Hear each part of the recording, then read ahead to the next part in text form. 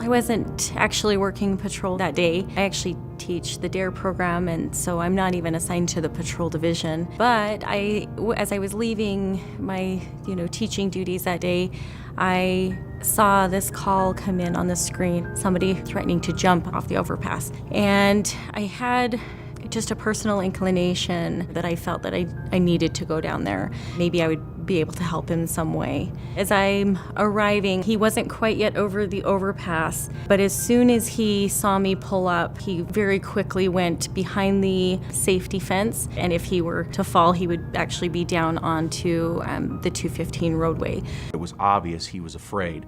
He wanted us to stay away, and he continually said that he was going to jump. I spoke with Officer Gutierrez, and of course, knowing that he was armed, asked him if he would be willing to go with fire personnel up in the ladder truck because this was a very dangerous situation. Without hesitation, I said, of course, I'll do it. We went up, approached the subject, and this is when he got really agitated, and this is when I noticed that he had a small kitchen knife. He began to threaten himself with the knife, hold it up to his neck, wave it around. At one point, he did cut himself on the arm.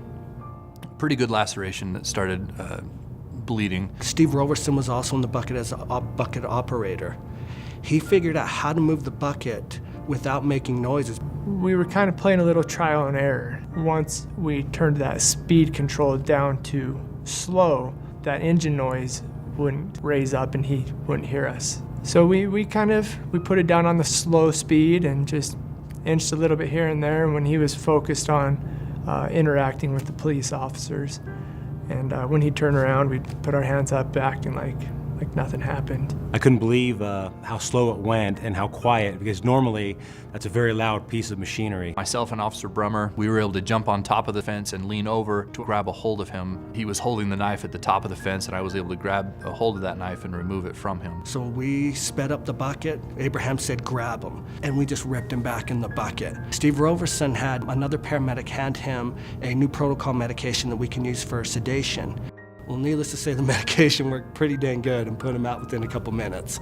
After we got back down from the fence and he was lowered down safely, and we were talking about it, I realized I had received a slight laceration to my forearm that was quickly wrapped up. We got him out of the bucket safe, got him in an ambulance and took him to the hospital. I'm proud of my guys every day, especially on this day, because they risked a lot to save a lot, and I'm proud of them for that, and they did act bravely.